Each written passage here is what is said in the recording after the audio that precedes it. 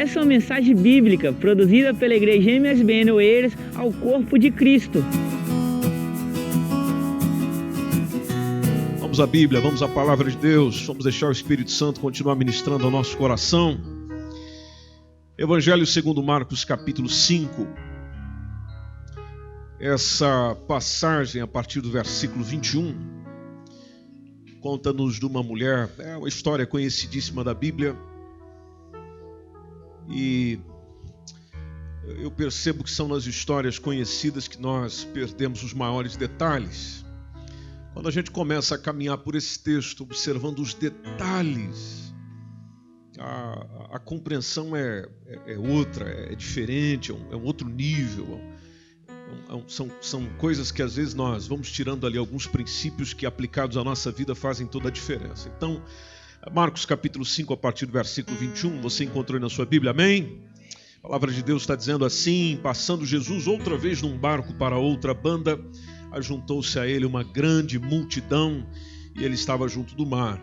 Eis que chegou um dos principais da sinagoga, por nome Jairo, vendo-o, prostrou-se aos seus pés, rogava-lhe muito, dizendo: minha filha está moribunda, eu rogo-te que venhas e lhe imponhas as mãos para que sare e viva.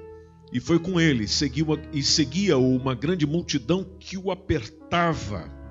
E certa mulher que havia 12 anos tinha um fluxo de sangue e que havia padecido muito com muitos médicos e despendido tudo quanto tinha, nada lhe aproveitando isso, antes indo a pior, ouvindo falar de Jesus, ela veio por detrás entre a multidão e tocou no seu vestido. Porque dizia: se tão somente tocar nos seus vestidos, sararei. E logo se lhe secou a fonte do seu sangue e sentiu no seu corpo estar já curada daquele mal. E logo Jesus, conhecendo que a virtude de si mesmo saíra, voltou-se para a multidão e disse: quem tocou nos meus vestidos? E disseram-lhe os seus discípulos: vês que a multidão te aperta e dizes: quem me tocou? E ele olhava em redor para ver a que isto fizera. Então a mulher, que sabia o que lhe tinha acontecido, temendo e tremendo, aproximou-se dele e disse-lhe toda a verdade. E ele lhe disse: filha, a tua fé te salvou. Vá em paz e ser curada do quê? Deste mal. Ser curada desse mal. Você percebe no versículo 25, vamos caminhando versículo por versículo, você percebe o tempo dela ter esse sofrimento, o que naturalmente era uma condição debilitante, embaraçosa, é uma hemorragia crônica, onde aquilo foi acontecendo na vida dessa mulher, foi empobrecendo essa mulher, e empobrecendo essa mulher e não encontrando resposta e saída, ela ficou desencorajada, obviamente, o que aconteceria com qualquer um de nós. E alguns até, quando você começa a ler comentários sobre essa passagem, alguns vão afirmando que essa senhora sofria dessa enfermidade, conforme vai dizendo nos versículos posteriores, no mesmo tempo de vida da menina a qual Jesus estava indo encontrar. Então muitos colocam que a menina, a moribunda, lá do versículo 23, Jesus a caminho da casa de Jairo, indo ter com ela. Muitos colocam aí por esse mesmo tempo, essa mesma idade do sofrimento da mulher. Versículo 26 fala do empobrecimento dela, dizendo da doença, da mulher tendo empobrecido, da mulher vendo a sua situação se tornar naturalmente ainda mais grave. Interessante quando a gente lê Lucas. Lucas, quando traz o mesmo relato, o Lucas pega mais leve com seus colegas de profissão. Ele observa simplesmente que a enfermidade não pudera ser curada. Em versículo 27 ela ouve falar de Jesus. Ouve falar de Jesus. O que ela ouviu, talvez naturalmente, pegou todo aquele desencorajamento que estava vivendo e passando, aquele sofrimento, e se tornou numa grande esperança ao saber do que Jesus já tinha feito. E ela, ouvindo falar de Jesus, interessante, ela veio por detrás, entre a multidão. Interessante a postura da mulher. É como se viesse escondidinha, por detrás da multidão, toca na vestimenta dele. Naturalmente ela tinha um propósito muito definido em tomar essa atitude, que era justamente ver Jesus tinha muita gente esbarrando em Jesus, tinha muita gente apertando Jesus, só que ela estava no meio da multidão, de uma maneira intencional, tentando tocá-lo. Ela não está só acompanhando Jesus na multidão. Ela está na multidão tentando tocá-lo. Há um diferencial nessa mulher, que naturalmente vai fazendo toda a diferença, é que na sua condição, podemos perceber, e basta olhar para os nossos dias, se você conhece alguém que está na mesma condição, a fraqueza dela, as impossibilidades dela, ou a carência da sua própria saúde, não impediu de enfrentar a multidão para ir ter com ele. Ela poderia utilizar o seguinte argumento: tem muita gente lá perto, eu não tenho condição de ir lá. Tem muitas pessoas perto dele, eu não tenho condição de chegar lá. Eu preciso que alguém me leve lá. Ela poderia caminhar por aí. Aliás, como ouvi de uma irmã essa semana, nós somos especialistas em desculpas, então ela poderia muito bem começar a fazer as suas desculpas, e ela tinha motivos para não chegar lá. Mas interessante que, mesmo na sua condição, ela tem uma atitude ousada, e ela chega por detrás. Bom, quem chega por detrás dá aquela ideia que, além de estar querendo se esconder, é como se ela quisesse roubar um milagre de Jesus. Só que não é só isso que justifica essa postura dela por chegar por detrás e querer ter dele alguma coisa. Basta você ler Levítico 15, entre o versículo 19 a 33, e esse texto mostra para todos nós qual percepção essa mulher tinha, até com relação à palavra de Deus, que a impedia de ter uma postura de chegar diante do Senhor e pedir para ser curada, que é justamente a ver com a parte da menstruação. Se você tiver no texto, você pode ler comigo. Lá o texto diz, Levítico 15, 19 a 33, quando uma mulher tiver a sua menstruação, ela ficará impura 7 dias, quem tocar nela durante esse tempo vai ficar impuro até o pôr do sol, qualquer cama em que ela se deitar, qualquer coisa em que ela se sentar, fica impura, quem tocar na cama em que ela se deitou, naquilo que ela se sentou, tem que lavar a roupa, tem que tomar um banho, e vai ficar impuro até o pôr do sol. Quem tocar na cama em que ela se deitou, veja, só do tocar onde ela se deitou, naquilo que ela sentou, tem que lavar a roupa, e vai ficar impuro até o pôr do sol. Versículo 24, o homem que tiver relações com a mulher durante a menstruação vai ficar impuro 7 dias, e tudo isso aqui, que naturalmente ela conhecia, e quem estava perto dela também conhecia, vai fazendo com essa mulher se sentir indigna do ponto de vista público de chegar diante do Senhor e tocar nele, porque se eu tocar nele, eu deixo ele impuro. Se eu tocar na vestimenta dele, eu deixo ele impuro. Essa poderia ser a concepção dessa mulher. E naturalmente ela já teria passado por diversas situações do qual ela foi rechaçada, do qual ela se apresentou na sua condição, e na sua condição ela foi ignorada. Ainda mais que naquele tempo, não diferente de hoje, nós somos cheios de preconceitos. E quando nós percebemos alguém que não se adequa daquilo que se aproxima ou que está dentro do perfil que nós aceitamos que toque em nós ou que tem acesso em nós, então naturalmente a gente rejeita. Quantas vezes essa senhora foi rejeitada? Se a medicina não pôde atender, quantas vezes ela foi rejeitada? Quantas vezes ela foi rechaçada? Não, você tem um problema, você nem deveria estar aqui. Olha, eu não toco onde você senta, eu não toco onde você deita. Preconceito total. Eu não estou onde você está. Então, gente que não é aceita, obviamente, sempre se julgará indigno de chegar perto de alguém, precisamente alguém de muita importância. E nesse caso, ela ouve falar de Jesus, não sabemos o que ela ouviu.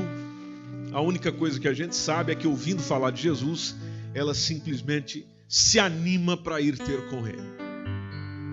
Se anima para ir ter com ele. Toma esperança no seu coração e diz, vamos lá. E essa questão de tocar na borda das vestes, interessante, a gente vai lendo a Bíblia, vai se inteirando dessas coisas todas e vamos percebendo por que aquilo foi acontecendo. Números, por exemplo, no capítulo 15, entre o versículo 38 e 40, nos lembra muito bem que a função das bordas das vestes era para lembrar o povo da lei do Senhor. Esse texto deixa bem claro com relação a isso.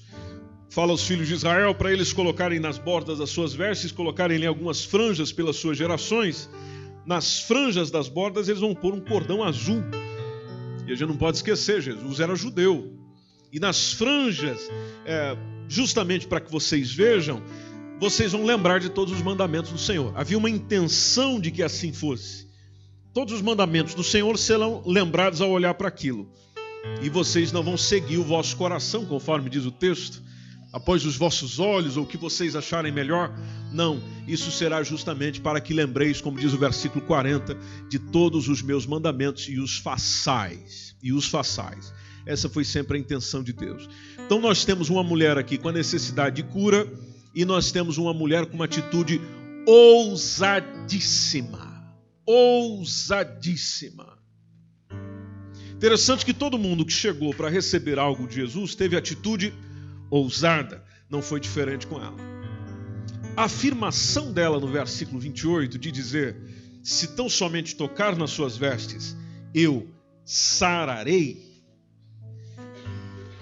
nos faz lembrar que talvez essa mulher não teve a oportunidade de ouvir um dia aquela palavra de Jesus dita aos discípulos, quando falou a eles: se vocês tiverem fé do tamanho de o quê? De um grão de mostarda. É uma coisa grande? Não. Mas se vocês tiverem fé do tamanho de um grão de mostarda, o que vocês vão fazer? Vocês vão dizer para um monte: passa daqui para o outro lado. Jesus completou dizendo: e nada vos será impossível. Nada vos será impossível. Você crê na palavra de Jesus? Amém. Quantas pessoas aqui creem na palavra de Jesus? Levanta a mão. Levanta a mão. Ele disse: nada vos será impossível. Impossível. Se nós acreditamos nessa palavra, gente boa de Jesus, se nós acreditamos nessa palavra, então nós precisamos começar a caminhar com quem caminha na esperança de até conseguir ver com os próprios olhos o impossível. Porque foi ele que falou isso. Isso não é coisa da nossa cabeça. Isso não é coisa que a gente inventou, o pastor inventou, o padre inventou, a igreja inventou, o apóstolo. Não. Ele mesmo que chega e diz assim, ele orienta assim, ele fala com os discípulos assim. Fala: se vocês agirem assim, pensarem assim, procederem assim, assim será. Nada vos será impossível. Inclusive, diversas vezes, quando os discípulos não conseguiram resolver algum assunto, Jesus foi duro, Jesus foi pesado, porque ele chegou e falou: homens de pouca fé. Em outros casos, ele chega a chamar de geração incrédula. Ou seja, a falta de fé é que nos faz estar parado no tempo. Que não permite a gente caminhar além, ver as coisas acontecer. E a igreja de Atos dos Apóstolos viveu isso aqui de uma maneira linda, por exemplo. O pessoal tinha uma fé tremenda. Atos capítulo 5, por exemplo, entre o versículo 14 e 16, chega a dizer, e lá o texto está construído da seguinte forma: da multidão dos que criam no Senhor. Olha a citação.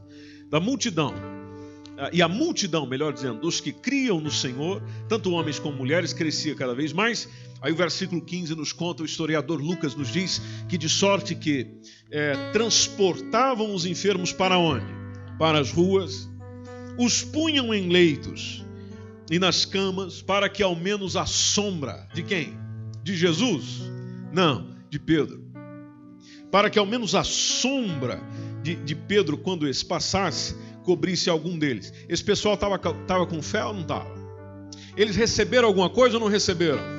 Bom, se a gente olhar o versículo 16, diz que até das cidades circunvizinhas concorria muita gente para Jerusalém, conduzindo enfermos e atormentados de espíritos imundos. Vírgula. E conclusão do texto: os quais todos eram curados. Todos eram curados. O pessoal saía doido para pelo menos conseguir o quê? A sombra do Pedro. A sombra do Pedro. Porque a fé era tão alta no nível, no alcance, então, se pelo menos a sombra dele dá uma passadinha por aqui, já pode acontecer muita coisa. E por que não pode acontecer na nossa vida hoje com a fé que a gente tem? Por que não pode as coisas acontecerem na fé que nós vamos desenvolvendo no Senhor? No caso, por exemplo, houve diversas, e a gente encontra relatos diversos de momentos no qual Jesus levou a mão para curar alguém, por exemplo, como foi o caso do leproso, onde Jesus tocou nele. Interessante que Jesus não tinha problema com gente impura. Tocar num leproso era loucura. Jesus simplesmente chegou e tocou, curou, resolvido. Nesse caso da mulher, Jesus não tocou nela. Foi ela que tocou em Jesus. Agora, por que ela fez isso? Fé. É esse tipo de fé que a gente está precisando.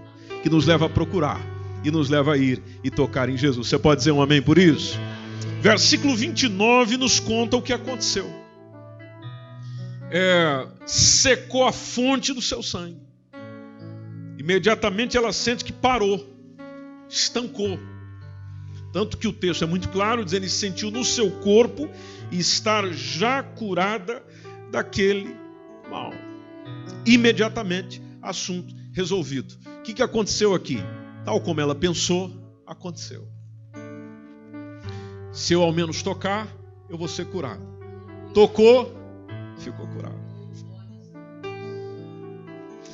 Versículo 30, está lá Jesus, também numa reação interessante. Como ele sente que sai virtude de si mesmo, ele se volta para a multidão. Tem a perguntinha que vocês sabem, é muito conhecida. Quando ele vai dizendo, quem tocou nas minhas vestes? Porque de mim saiu força. De mim saiu o poder. Bom, para ele dizer isso, quer dizer, esse toque foi diferente. Esse toque tem algo a mais.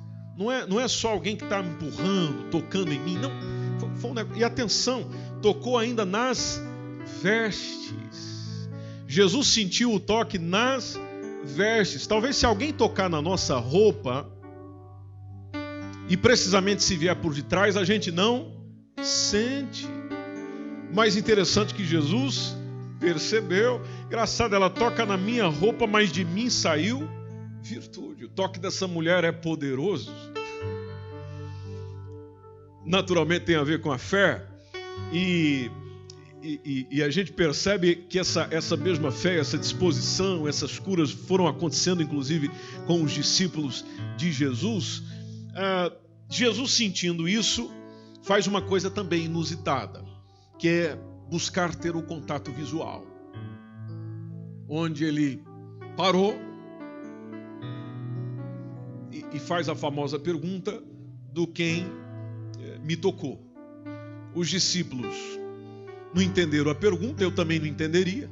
Se tivesse do lado de Jesus, ia fazer a mesma indagação para ele. Dizer, olha, do jeito que nós estamos aqui, mais apertado do que sardinha em lata, como é que o senhor está perguntando quem é que tocou? Faz sentido sua pergunta. Os discípulos naturalmente não entenderam a pergunta. Eles não perceberam que ali tinha uma coisinha diferente acontecendo. Só que em decorrência desse ato da mulher ou não, existem alguns comentaristas que fazem uma observação interessante, que inclusive está no próprio livro de Marcos, no capítulo 6, versículo 56, que a gente não pode dizer se é consequência da atitude dessa mulher ou não, mas o texto nos diz que onde quer que Jesus entrava, onde quer que Jesus estivesse, cidade, aldeia, campo, iam se apresentando diante dele o quê? Gente enferma. E era nas praças deixado os enfermos.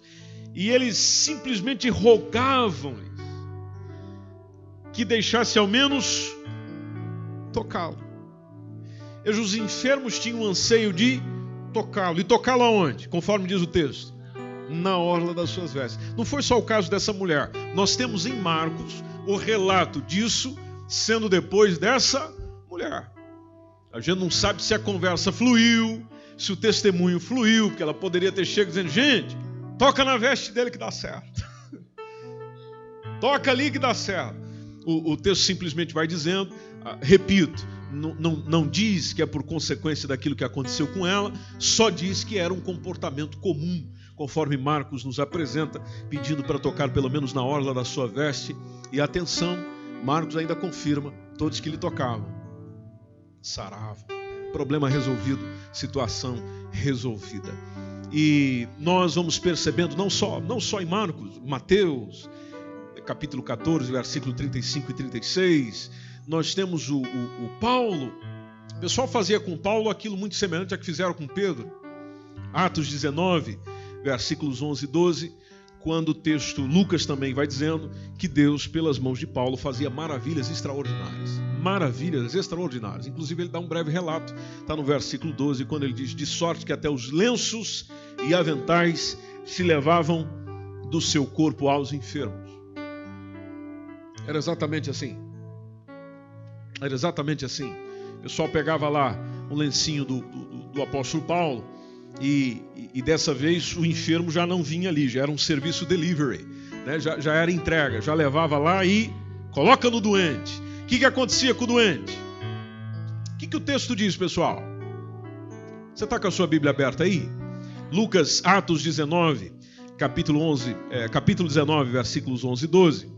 O 12 é o texto que nós estamos. De sorte que até os lenços e aventais se levavam do seu corpo aos enfermos e as enfermidades fugiam. Olha que coisa linda. As enfermidades fugiam deles. A Bíblia é mentirosa? Então isso era verdade. Como é? As enfermidades fugiam deles. Sabe quem até saía por causa da presença do lenço de um indivíduo? Os espíritos malignos saíam. Tom de maravilhas. Por isso que o texto diz no versículo 11: Deus, pelas mãos de Paulo, fazia maravilhas extraordinárias, ou seja, são coisas surpreendentes. Aqui a gente entende a expressão de Jesus em chegar para os seus discípulos e dizer: olha, se vocês creem ou crerem, vocês farão até obras maiores do que eu faço. E assim foi. Mas a gente não pode esquecer do fator fé. Sim, busca ao Senhor, consagração ao Senhor. Esses homens eram gente de vida com Deus, vida de oração, vida de entrega ao Senhor. E Deus os quis usar nisso. Não é para todos. Obviamente. Até porque o próprio relato de Atos dos Apóstolos, que é um relato histórico, destaca alguns, não destacam todos.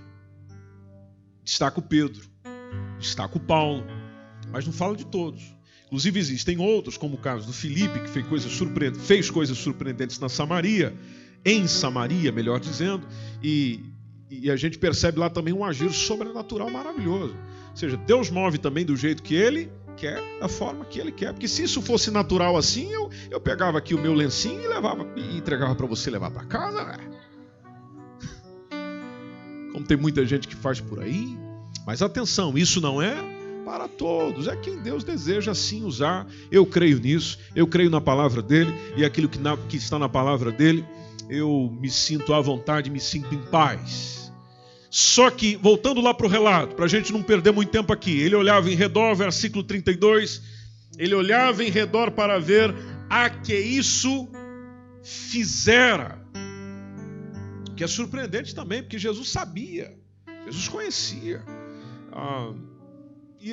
E às vezes a gente olha para um texto desse e diz: por que essa mulher não se manifestou, hein?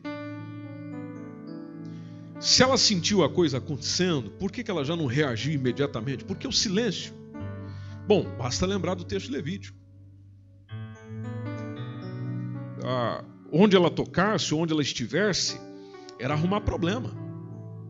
Então, naturalmente, ela percebendo que a cura aconteceu, opta pelo silêncio, justamente para não dar complicação para ninguém. Versículo 33 nos ensina muito, dá para ficar nele uma meia hora, mas não será hoje. Fica descansado no teu coração quando diz: então a mulher que sabia o que lhe tinha acontecido, olha lá, meus irmãos, temendo e tremendo.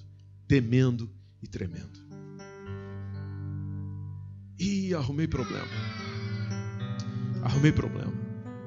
E aí nisso ela já estava tremendo. Medo, tremor. Ela se aproxima, ela se prostra. E atenção para a parte final. Disse-lhe toda a verdade. Para esse senhor eu não posso mentir. Obviamente o medo não era sem razão.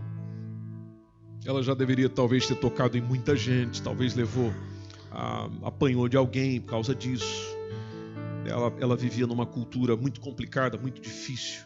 Mas com Jesus o tratamento é diferente. Aliás, com Jesus o tratamento sempre é diferente. Você pode glorificar o Senhor? Sempre é diferente. Ele recepciona essa mulher. Ele considera essa mulher. Ele, conforme vai dizendo o texto, procura por ela. Porque Jesus procurou por ela. Interessante, ela procurou por Jesus. Foi doida atrás de Jesus. Depois Jesus para tudo e procura ela. E aí basta simplesmente você imaginar Jesus esticando o pescoção. Imagino eu, posso estar errado. E simplesmente buscando essa senhora. Quando essa senhora se apresenta para ele, ela só faz a confissão da verdade. Talvez contou toda a história para ele, talvez foi. Porque se diz o texto, e Marcos não detalha, até porque Marcos não é de muitos detalhes. Ele simplesmente diz que ela contou toda a verdade, então quer dizer que ela contou toda a história. Diante do Senhor, além de ter todo esse esforço, já que o Senhor parou para me dar atenção, então a Ele eu conto toda a história. Talvez na cabeça dela como se ele não soubesse. Mas ele já sabia de tudo. Mas veja como Jesus é maravilhoso, meus irmãos. É que enquanto ele está fazendo tudo isso, ele está trabalhando com a mulher. Essa era a intenção do mestre. Enquanto ele está se comportando dessa maneira, dizendo dessa maneira, portando-se dessa forma, ele está trabalhando com ela. E aqui a gente lê o último versículo, do versículo 34, quando ele diz e responde para ela, filha. Ele chamou ela de quê? Filha. A tua fé te salvou. Vai em paz. E atenção, e ser curada deste mal. Pergunto, ela já não tinha sido curada? Então que mal é esse que Jesus está falando? Que mal é esse que ele está apresentando aqui? E ser, dá aquela ideia do que está acontecendo, mas ainda acontecerá. E ser curada deste mal. Então, que mal poderia ser esse? Vamos lá com as hipóteses, antes da gente encerrar. Lembre-se que ela estava com muito medo. Tremor. Devido à tensão da situação. Então, naturalmente, isso faz mal para a gente. Aliás, quando nós vamos lendo a Bíblia, uma das frases que você encontra mais recorrente nela é aquela que diz, não temas, não temas, não temas. Isso quer dizer o quê? Não tenha medo, não tenha medo. Alguém já disse, já compartilhei isso aqui com vocês também, eu nunca contei, mas alguém chegou a dizer que esse não temas aparece na Bíblia 366 vezes. Eu não posso confirmar essa informação, nunca fiz, também nunca pesquisei para ver se isso realmente faz sentido. Se for, eu só sei que tem muitas vezes. Se for, bom, é um não tenha medo para todo dia do ano, inclusive os anos bissextos. Se for, mesmo se não for, não há problema, porque a palavra de Deus se renova a cada manhã, ou seja, toda manhã eu vou ouvindo não tenha medo, não tenha medo. E o medo nos trava, o medo nos segura, o medo nos impede. Tem muita coisa que a gente não avança por causa do medo, não faz por causa do medo, não procede por causa do medo, não vai ao encontro de Jesus por causa do medo. E o que Jesus naturalmente queria que ela imediatamente deixasse era justamente o medo. Outra coisa que Jesus faz com ela, Jesus a aceita, tanto que ele chama ela de filha. Bom, para chamar de filha, eu não posso esquecer que só é chamado de filho por Deus quem o aceitou. Tanto que quando olhamos para João capítulo 1, versículo 12, o que diz o texto? Vamos lá, rapidinho. O que diz o texto? Vamos lá juntos.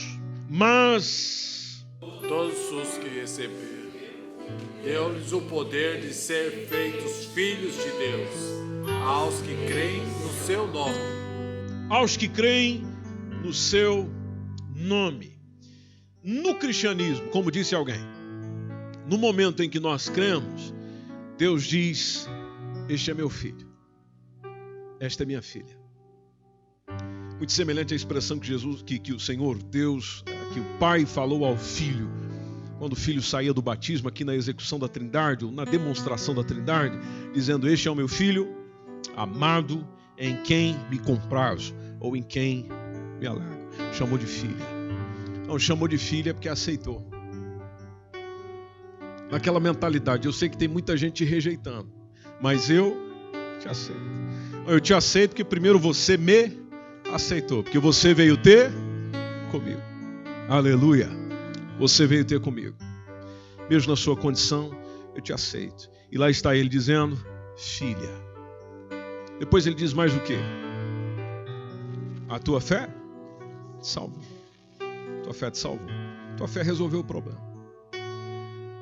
Até porque a fé que moveu ela a fazer todo aquele caminho e enfrentar toda a dificuldade. A fé. Então a tua fé te salvou. Depois uma outra palavra interessante que ele diz: vai em paz. Vai em paz. Por quê? Porque paz não é algo meramente formal, protocolar. A paz é um estado de espírito do qual as pessoas estão buscando. Qualquer pessoa que você conversa hoje em dia na rua, você encontra esse desejo, essa busca. Eu quero paz, paz, paz. Eu preciso de paz. E aí lá está Jesus olhando para essa mulher, no meio daquela confusão toda ali, dizendo: vai em paz. Vai em paz. Por que vai em paz? Porque agora você está salva. Salva, sim, porque não foi só a cura do físico. Jesus também curou a alma, salvou a alma da mulher. Você está vendo como tem enfermidades que nos levam ao Senhor e por meio dessa enfermidade a gente recebe a salvação dele, não só da cura física, mas também principalmente da alma. E aí a alma entra em paz. A paz de Deus que passa a habitar em nós, no nosso coração, pela presença do Espírito Santo. Então essa notícia boa para essa mulher, naturalmente dizendo a ela todo o seu medo, todo o seu tremor, dizendo: olha, você sai daqui, senhora, curada, salva, limpa, simplesmente segue o teu caminho e vai em paz. Vai em paz. O que isso tudo vai ensinando? Bom, além de tanta coisa que o Espírito Santo já foi dizendo para você, e aqui eu concluo, essa narrativa nos ensina, em primeiro lugar, de que nós devemos ter propósito. Propósito. Se nós não tivermos proposição, tivermos propósito em utilizar a nossa fé e ir até o Senhor, nós não veremos nada acontecer. Absolutamente nada acontecer. Outra coisa, nós precisamos alimentar a nossa fé, porque é a fé que resolve os nossos problemas. Quando eu estou dizendo é a fé que resolve, não é ela sozinha. É por meio dela que a gente chega naquele que resolve. A gente precisa de fé. Fé. Fé. O que o diabo tenta fazer com a gente? Tirar a nossa fé. Acabar com a nossa fé. Destruir a nossa fé. Mas aí o que a gente faz? Toma o escudo da fé. Porque com o escudo da fé a gente faz o quê? Conforme a palavra de Deus. Vai apagando todos os dardos inflamados do maligno. Ele vai mandando, você vai se defendendo. Ele vai mandando, você vai se defendendo. Defendendo com o quê? Com a sua fé. Por meio da palavra de Deus. Porque a nossa fé está na palavra do Senhor. Está nele. E nele sabemos que podemos todas as coisas. Porque tudo podemos naquele que nos fortalece. Essa é uma mensagem bíblica produzida pela igreja MSBN Oeiros ao Corpo de Cristo. Siga-nos nas nossas redes sociais, Instagram e Facebook. Subscreva o podcast e também o nosso canal do YouTube. E saiba mais informações em msbnportugal.com.